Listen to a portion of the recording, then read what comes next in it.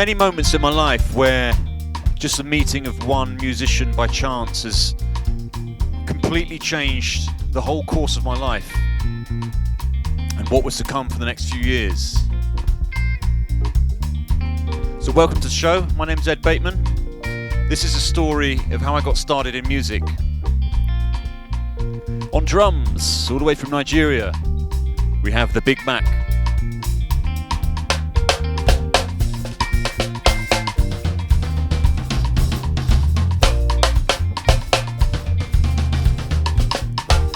And on guitar,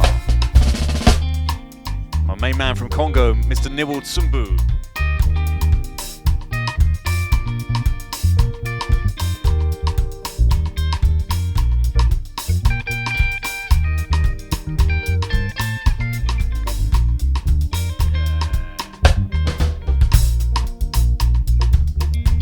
So, on my musical journey, not really anything happened before the age of 12. As a kid, I loved music. Any money I could get my hands on, pocket money, washing cars, whatever it was I'd spend on CDs. Usually go to the second-hand shop, buy CDs, compilations. My parents had a big record collection, 60s, 70s music. My mum played guitar. She's a musician, played a variety of instruments, and I tried playing guitar when I was about 10 or 11, but I found it, you know, like a lot of people start playing guitar, it just hurt my fingers, and I quickly gave up. So then when I was 12, started going to secondary school, started listening to heavy metal, new metal at the time, so bands like Korn, Machine Head. Ashamed to say there's a little bit of Slipknot in there as well. Heavy metal was great to really get me interested, involved in music and into a scene, because, you know, when we're 12, a lot of the kids who were like 14 years old, we all thought they were pretty cool, you know. They had bands, you know. We were all into like spiky hair, baggy jeans, chains, stuff like that, heavy metal scene and fashions, and they all had bands. They had band nights, and so we go to those band nights. I was thinking, wow, that's pretty cool, I want to be like that. So I had a friend called Jez who played drums, a friend called Luke who played guitar, and so I was like, oh cool, well if I play bass then we got a band. So I was walking up the street where I live in Tavistock in Devon, right on the edge of Dartmoor, small town. And there was a guy who played bass, so I just went to his house, knocked on the door. Older guy played with a band, and just turned up. You know, it's me, 12-year-old boy, knocking on the door, saying, "Hey, can I borrow your bass?" And you know, if someone just knocked on my door trying to borrow my, you know, my favourite instrument, this sacred bass that I play, I probably wouldn't be. I probably wouldn't give it away, you know. But you know. Amazingly, he did. He lent me the bass. I took it home. I started teaching myself. Downloaded some tablature, like Rage Against the Machine songs, all the rock songs I would learn. After about a month, he wanted it back, so I gave it back. But by then, I was already hooked. So there was another guy. I mean, it's not like a real musical town, but by chance there was a guy living right across the street who had a bass.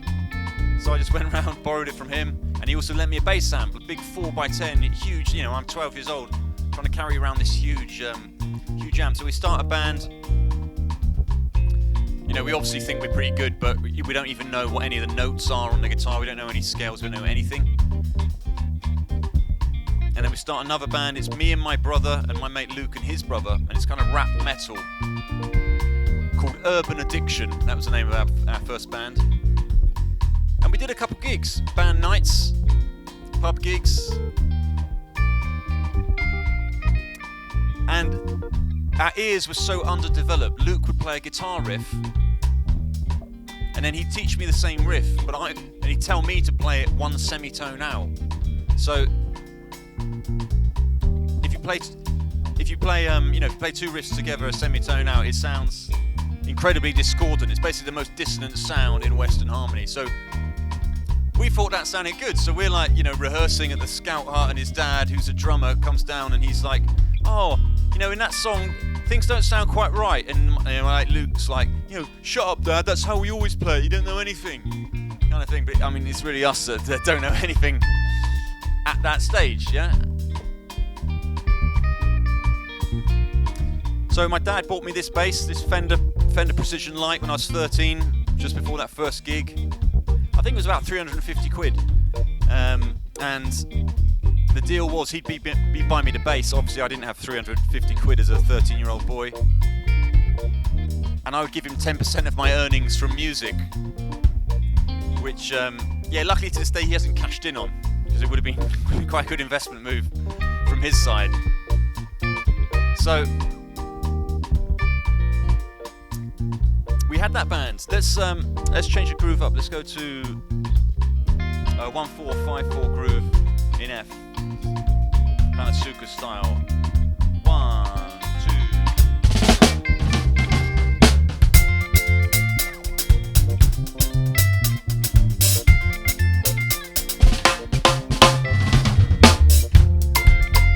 2. So I was at home. I was playing some songs with my friend. Nirvana, Radiohead, rock stuff, and suddenly there's a knock on the door. My mum knocks on the door and says, Ed, you got to go next door right now and take your bass amp, yeah? There's a band who've just arrived from Harare, Zimbabwe, just arrived in the country and they've got a tour and they need a bass player. So, there's me at the age of 14. I still don't really know any scales. I still don't properly know how to play. And I get in there, and there's all these musicians from Zimbabwe sitting around. The guitarist is trying to teach me some licks. I'm writing them down I've got a bit of paper, I've made little lines on it, and so I can try and remember, because I don't really have any experience of learning repertoire.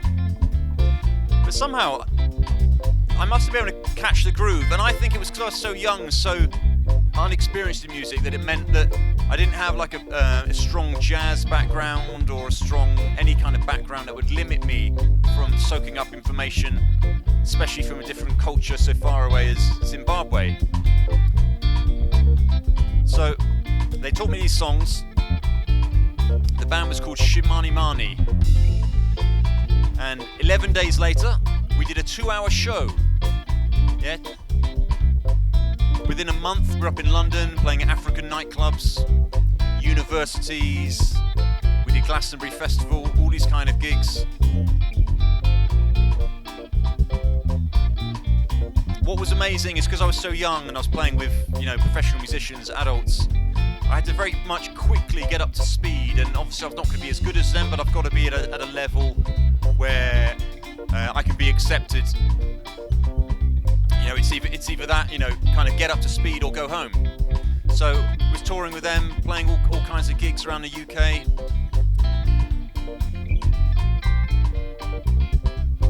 And I'll show you one of the bass lines actually. Here you go to 7.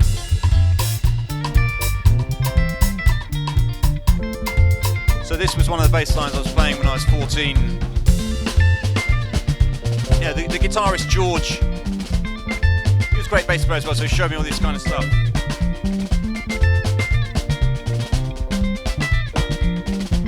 Yeah, we'd be travelling all over the country. We'd some of the time we get trains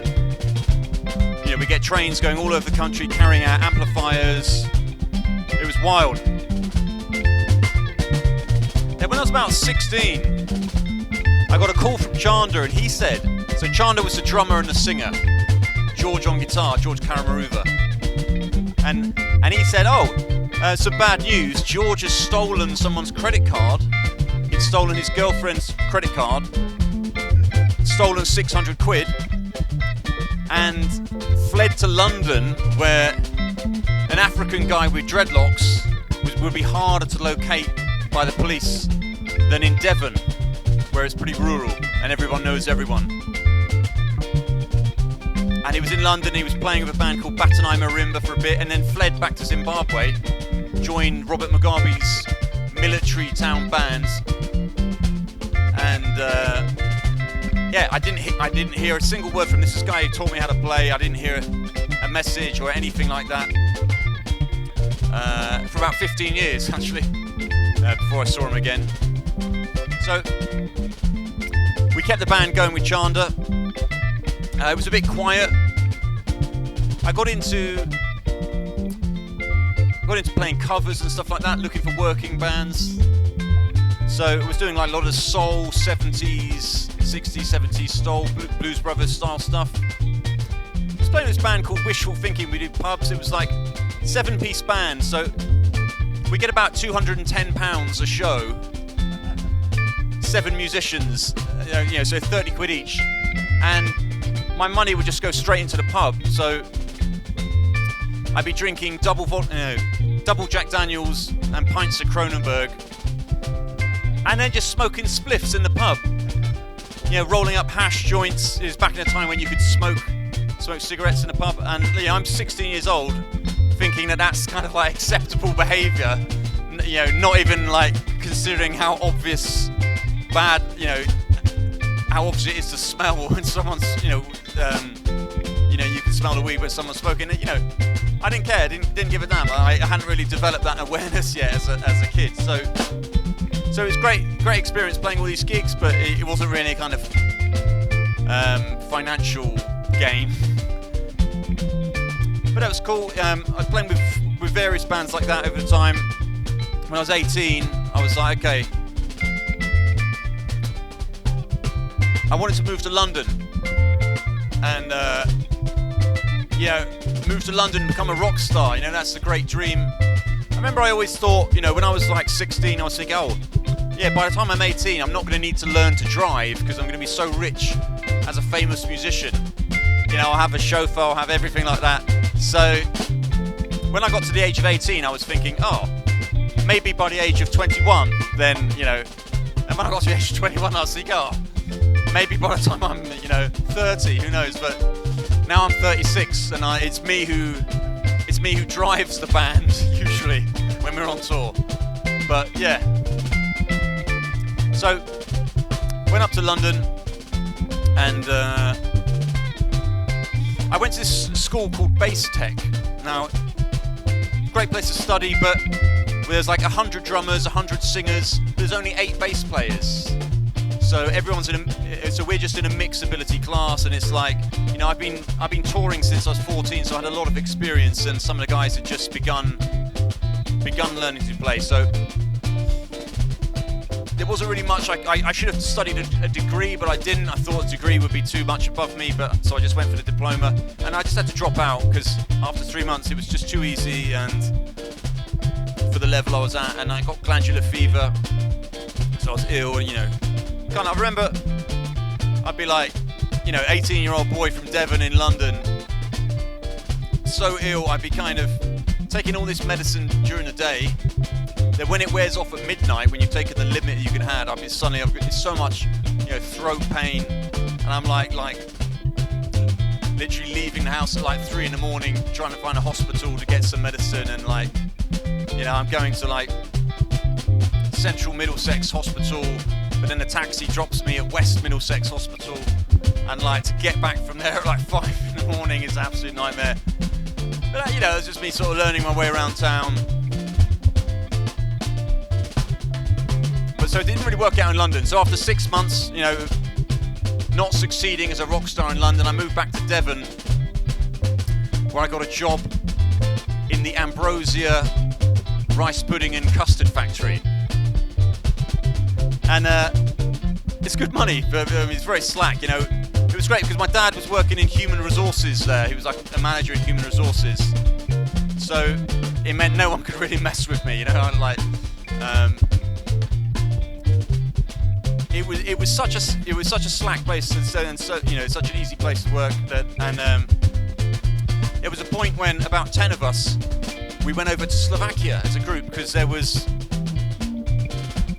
one guy in the factory who was from Slovakia. He was just like normal guy, cool guy, but didn't really have any social life. Every day off from work, he'd work as overtime. So he taught me. I was quite into languages, so he taught me some phrases in his language. So when we got to Slovakia, if we wanted to go and order some food or stuff, I could be, the guys would just give me their money and say, oh, they gave me the nickname Slovak Bateman. They say, oh, Slovak Bateman, go and get the beers. So I'd walk up to the bar and I'd be like, oh, musem dostać 4 piwa, musem si objednat, moje slovenčina ještě dobré se učím. I was only there for 3 days. Fucking amazing how I can remember that. But the funny thing about Slovakia was our friend Mario, who worked in Ambrosia. As soon as we got to Slovakia, it turned out he was running for mayor as part of the Communist Party of the local town in Košice. So there was this just sort of chilled guy from the factory who's suddenly this powerful figure, and it's like we're in a bar. Some local guys are trying to start a fight with us, being really aggressive. Then as soon as we show them a photo of our friend Mario from the custard factory, suddenly they're like, oh, trying to be our best friend, and like he's a really powerful figure and they're really scared of him. So I worked there for about 2 years, and at the time I was playing with some soul bands as well, functions, where we do like we had some Ministry of Defence contracts, so we do the naval bases, barracks and things like that, and a load of weddings. And it was quite funny. One of the drummer used to mix the sound as well, so we'd have the mixing desk right next to him while we're playing, and then he's like, we're using in-ear monitoring system, and he takes his own voice out of the front of the house, takes everything out of my in-ear mix, and just puts his own voice up really loud, and he's just in my ears like, Ed, you're an idiot, you're so stupid. I'm gonna, he'd be using words I probably wouldn't use on YouTube, but just trying to sort of put me off, make me laugh, stuff like that. It's just good kind of working band, experience every weekend. But working in the custard factory, I could see it wasn't really my future. Would have been an easy life, but I knew there was more for me. So then when I was 21, I moved to Bristol in the west of England. Great music scene. Started getting involved in jazz. So let's move to a little bebop blues 12 bar in F. And 1, 2, 3, 4.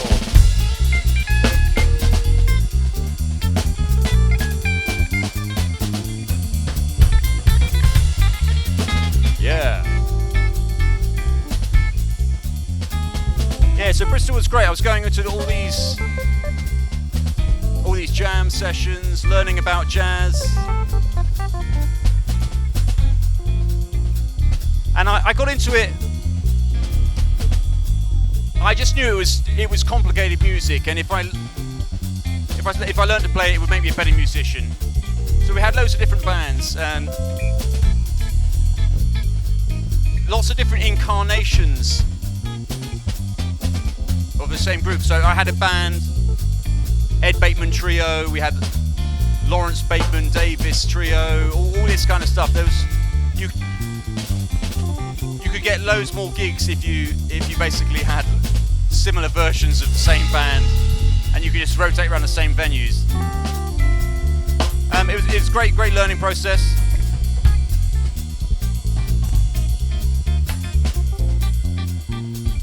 Cool, let's go to a Middle Eastern groove in D. 1, 2, 1, 2, 3, 4. Nice.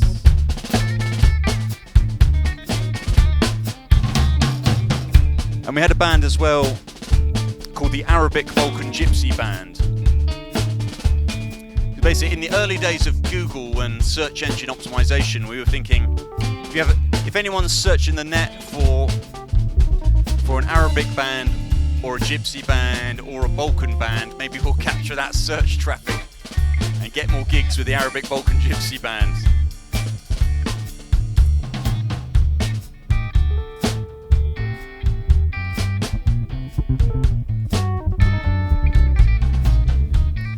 And what I realised is a lot of the guys I was playing with, excellent standard musicians, but they're working full-time jobs, so their main main income is coming from their work, so they're not so worried about playing gigs every night.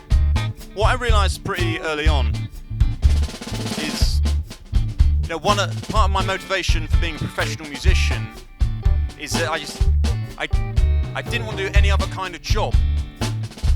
I would basically do whatever it took to avoid getting a real job.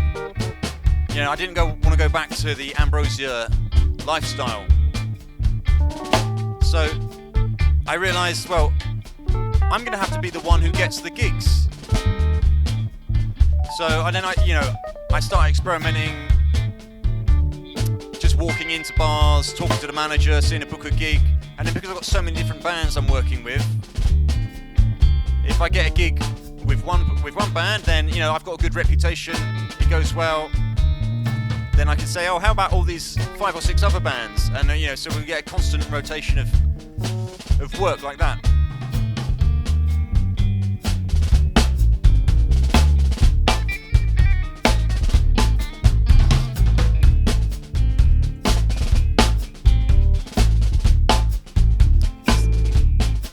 So previously with Shamani Mani, we had an agent who would take us around to these festivals, art centres, theatres. We're going all over the country. Then when I started booking gigs, then I'd start phoning up some of these places. And I formed another Zimbabwean band called Bulawayo. And I just start emailing venues, phoning them up, trying to book gigs. And later I heard that our old agent, Crispin, was a bit upset with me because when he'd be phoning around his list of usual venue contacts trying to book gigs for his Zimbabwean bands, they'd say, oh no, sorry, we've already booked Ed's band, Bulawayo, so we can't take another Zimbabwean band this season. So he didn't like that.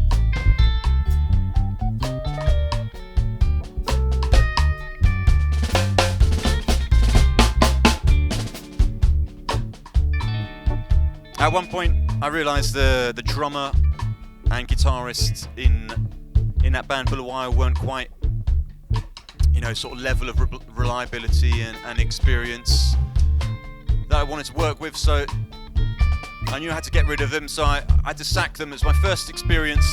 Unfortunately, my first experience of many of sacking musicians. But then the guitarist, he was from Zambia. He starts threatening me with legal action. I've got 14 days to pay him X amount of money for sacking him. And it's like the reason I sacked him is his own fault. I don't sack him for no reason. It's like forgetting to come to the gigs, forgetting what key every song is in, and general kind of unreliability. So yeah, unfortunately, the first experience of many. But I got a couple guys in to replace them. Zivai Gouveia and Paul Kuzinya, Zimbabwean musicians. Play with a lot of great names in Zimbabwe. Thomas Mafumu, all of them Tukudzi, people like that. But one of the things I really learned from them is how to drink at a gig. Because a lot of these gigs I was driving, and I picked them up from the train station, and we're heading off to a gig somewhere, theatre. Picked them up, and I realised they've got a bottle of whiskey, a bag of ice cubes, and some glasses, and they're sitting in the back of the car, just enjoying themselves. And I think, I want to be having some fun with the guys. So, what I've always noticed, Zimbabwean musicians have got a great capacity for alcohol. I guess it's not always a strong point, but so I put the singer Cecilia, I put her on my insurance, so it's like I can drive to the gig. Say we're driving from Bristol to London or Manchester, whatever it is. I can drive to the gig, put her on the insurance, and I can have some fun with the guys, and she can drive us back. But there's some of those gigs where it's like sometimes you don't even remember coming off stage. And in a later episode, I'm going to talk about how I kind of dealt with that, and how that's not the style that I go for these days. So in Bristol as well, I'm a musician called King Fire from Congo. And this early experience I had in Zimbabwean music really made me very susceptible and open to taking on new grooves, especially from different parts of Africa, with that basically background I had. But benefit as well, being a foreigner, being from a different continent, it meant that I'm not locked in. Although I studied Zimbabwean music, I could still study Congolese music or Senegalese music as a foreigner, where I'm not too locked into one style and growing up in a culture of just one style that blocks me from learning something else authentically. So I think that's a massive advantage. So King Fire was great. He taught me about Congolese music. Some of those, similar chord progressions and grooves to Zimbabwean music, but I'd play a Zimbabwean bass line, like a Sungura line, and he'd be like, if I do an impression of King Fire, he doesn't, a lot of the way he talks is mainly sort of shouting, so he'd be like, he'd say something like, don't play this Zimbabwean pop bass line, this is pop music. We want to play soukous from Congo. There's a specific way of playing soukous and the Congolese stuff, so I learned a lot from him. But some of those gigs in Bristol, there's one of them where he turned up in a soldier's outfit and was like, oh, we should all dress like soldiers because we're something like, we're soldiers of God coming to make war through soukous music. And we're kind of like, maybe not. But it looked cool on him. But yeah, he was a wild character. I learned a lot from music. A lot about music from him, but he's a traditional guy. I started to learn a lot about different cultures and different people's backgrounds. There'd be a song where we're playing like a rumba song. Rumba is like kind of slow dancing stuff where you could dance traditionally with a partner. And he'd be like, before the start of the song, when he's introducing it, he's like, oh, for this song, I want to see a man and a woman dancing together. Not a man and a man, not a woman and a woman. So we're playing the tune, and then he kind of stops halfway through and he goes, somebody's breaking the law! Somebody's breaking the law! I said I want to see a man and a woman dancing together, not a man and a man. Or he'd make up a new dance. So in the band, his wife from Zimbabwe was a singer, backing singer, dancer, and a friend from South Africa as well, and he'd teach them. He's a great, energetic character. But one day he turned up, and on stage he was like, the band was called Explosive and Zakomba, which means the explosive power of God in Lingala. And he'd say, oh, we have a new dance for Explosive and Sungura. The imbecile dance. And so he put one, he'd say you put one side of your body very straight and firm, you put your left hand in the air and hold it up tight. And then with the other side of your body, you go completely loose and dance like an imbecile. Dance like an imbecile. That's what he say. And then halfway through the song, he gets everyone in the crowd to put their left hand in the air. And he puts his guitar on the floor, on his stand, jumps off the stage, and just starts walking around to everyone in the crowd and saying, no, not like this, no, not like this, no.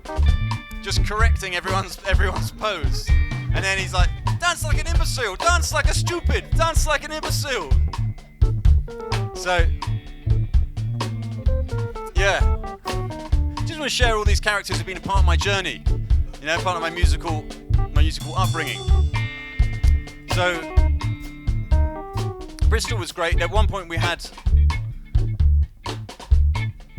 a band meeting of Explosive and Zakomba. So King Fire, before he took the name King Fire, he used to call himself The Fire. But at one point, yeah, he kind of upgraded to King Fire. And we had this meeting. They called him, him and his wife and their wife's friend called everyone together. We had this meeting, and his wife opened the meeting saying, "I think some of us have forgotten who the fire is in this band," which we all found quite confusing.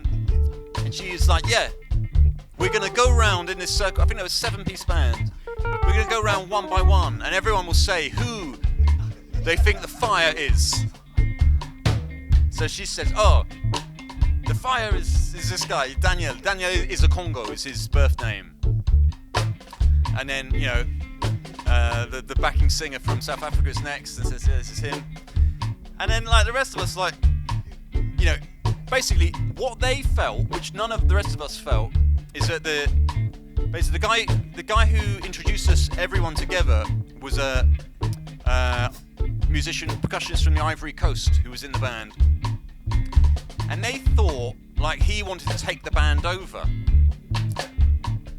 which he didn't at all. He was just so happy to be playing in a band, playing Central African music, but they thought he kind of wanted to take over, and it was like completely unfathomed.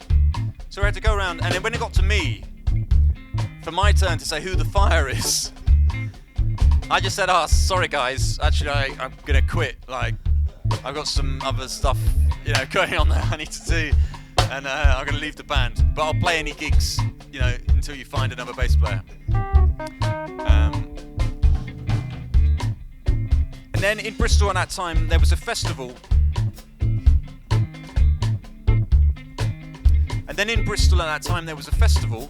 Called Bristol Africa Oye Festival in the St George's Hall, great big venue there.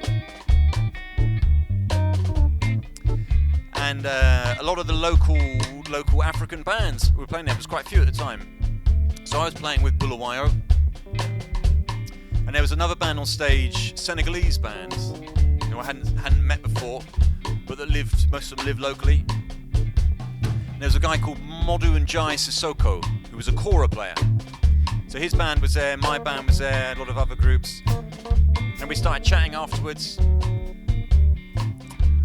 just getting to know each other. And then about 2 weeks later, I was in a venue called the Colston Hall, famous Bristol venue, just having a drink. And then he comes in, and he's playing with another band there. And we start chatting, and he's saying, "Oh yeah, I live in Senegal, I've got a house there. I go every year for the winter. I'm going for 3 months. It's probably November this time." And he's like, I'm going in December for 3 months. If you want to come, you're welcome." And I'm like, "Oh, all right." And there's a lot of people in music who basically kind of full of nonsense. They say things to you, possibly because of ego or other reasons, but they'll kind of say things which they don't really follow through on, or they can't really back up. So when he's like, "Oh, I've got a house in Senegal, I'm going for 3 months, do you want to come?" my first response is, like, "I hope you do actually have this house, because I will actually come." You can't just be like, some nonsense. So I basically don't do any research at all. I meet up with Modu a couple times, we have a bit of a jam, kora and bass, learn a bit about West African music, and buy my ticket.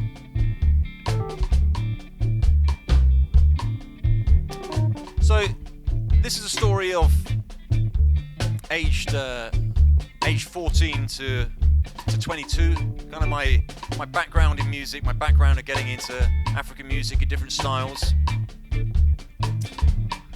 Yeah, the great takeaway and advantage was just like exposing myself to so many different cultures, different kinds of people, different styles of music, and always, or most of the time, being with musicians who are much better than me, much more experienced. I was able to really kind of learn from their experience and everything they've been through by listening and following their instructions. Influences on my bass playing, most of it doesn't really come from bass players. It comes from other musicians, other instrumentalists that I've learned from, who've guided me. So On the World Music Method site, we've got many courses teaching these styles of music. The African Bass Masterclass Deluxe has a whole chapter on Zimbabwean music and Congolese music as well, which I'm sure you can find a link somewhere around this video or audio. So, in the next episode, I'm going to tell you about a bit about my first few trips to Africa. When I arrived in Senegal, having done no research, not knowing at all what lied ahead of me, as a 22-year-old boy from Devon suddenly finds himself playing with some of the greats of Senegal. So I hope you join me for that. On guitar, thank you to Niwel, and thank you to Big Mac. Let's play out with a little groove. Say set 5/4 F E flat sucus F E flat.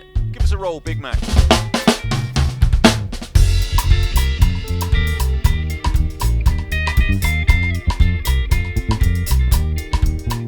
The mood always shifts when we take this kind of groove on.